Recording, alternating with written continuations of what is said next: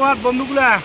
তোমরা দেখো আজকে হঠাৎ করেই গতকালকে বৃষ্টি হওয়ার কারণে আজকে হঠাৎ করেই যে জলের যে একটা প্রবল যে পরিস্থিতি তৈরি হয়েছে বিভিন্ন জায়গা, ময়নাগুড়ি, জলপাইগুড়ি, মালবাজার, তারপর হচ্ছে জয়কা, ভুটান থেকে ভুটানের পাহাড়ের জল ভাঙিয়ে আসে হচ্ছে, পাহাড় পুরো বন্যা হয়েছে, মানে বৃষ্টি হয়েছে, সেই বৃষ্টির জল আসিয়ে বন্যার পরিস্থিতি মানে তৈরি হয়ে গেছে।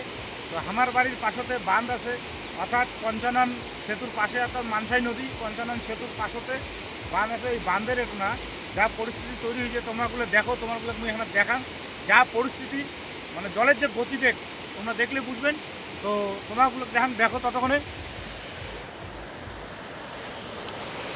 এই যে দেখো জলের পরিস্থিতি কি হারে চলছে, জলের গতিবেগ দেখো, কি জলের অবস্থা দেখো দেখো।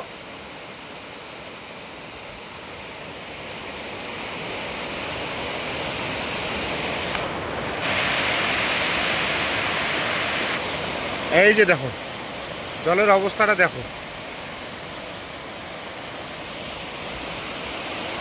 দেখো তো কি অবস্থা, জলের কি গতিবেগ। এই যে যে পরিস্থিতি তৈরি হয়েছে দেখো, একবারে পুরো স্পিড চলছে।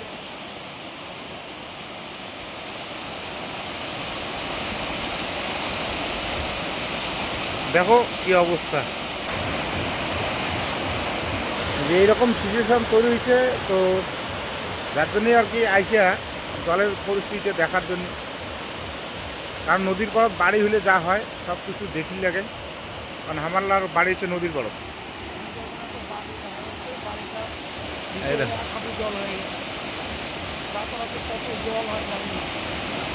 আমরা দেখলাম দিয়ে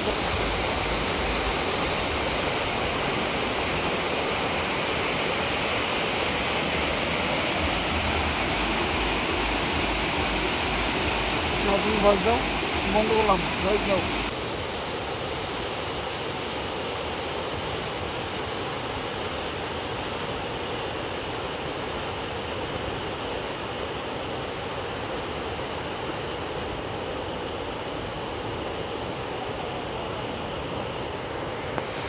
কত সুন্দর লাগে নদীর জল উঠলে, সেই নাকি সেই নদীর পাড়ত বাড়ি হওয়া যেমন মজা, তেমন ফির জ্বালাও আছে। কোন সময় জল একটা বাড়ি ঢুকবে কওয়া মুশকিল। এই যে দেখো তো, দেখো দেখো তোমরাগুলো দেখো জল যে বাড়ি ধরছে, এই যে দেখো। আর এখানে কিন্তু স্নান হয়, মানে অষ্টমী স্নানটা কিন্তু এটুকুনাই হয়।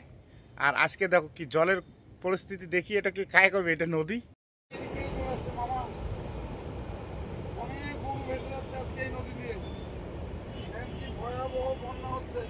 এই যে দেখুন আমাদের বিপদ সীমার, এই যে এখান থেকে এই যে বিপদ সীমার চিহ্ন, এই যে দেখেন 1050,